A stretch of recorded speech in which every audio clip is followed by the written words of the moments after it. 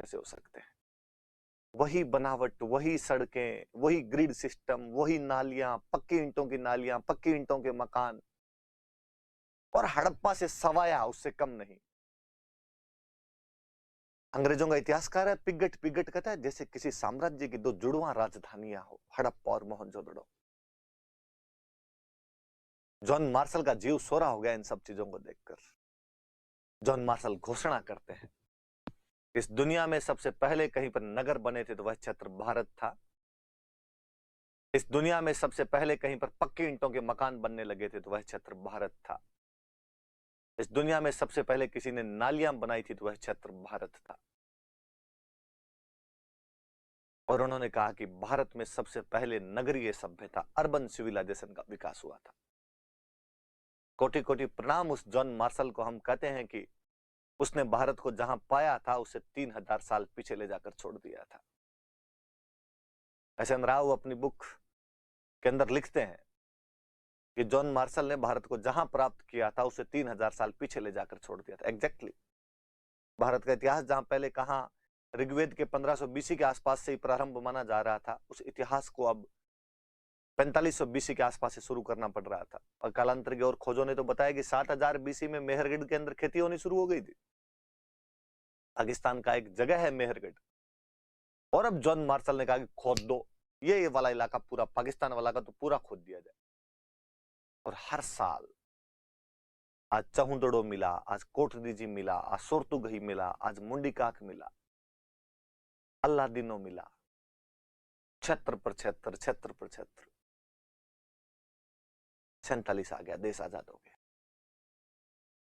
जब देश आजाद हुआ तो वो तमाम आर्कियोलॉजिकल साइट्स जो पिछले 25-26 साल की मेहनत से प्राप्त की गई थी, सारी की सारी पाकिस्तान चली गई। और अब पाकिस्तान ने अपने वालों को कहा एनसीआरटी चेंज कर लो रे तुम्हारी।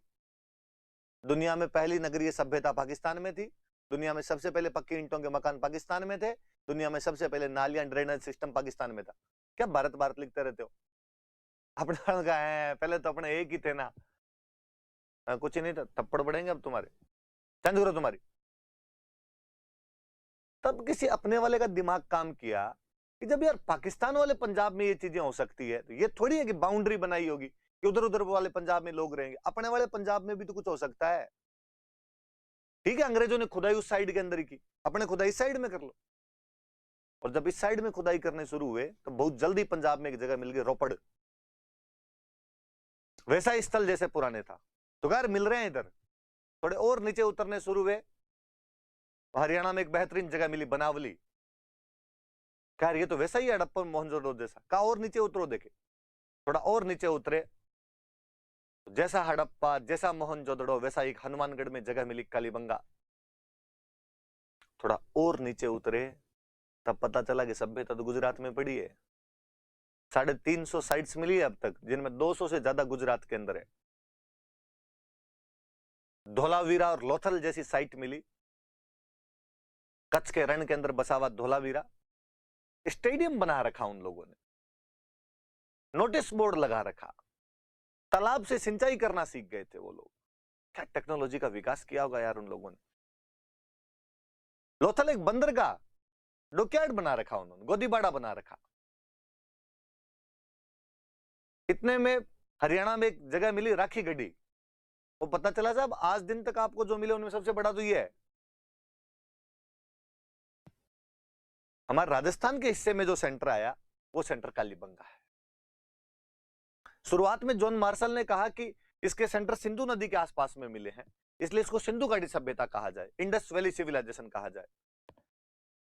फिर किसी ने कहा नहीं भाई साहब, कालीबंगा तो घग्गर के किनारे है, लोथल भोगवा के किनारे है,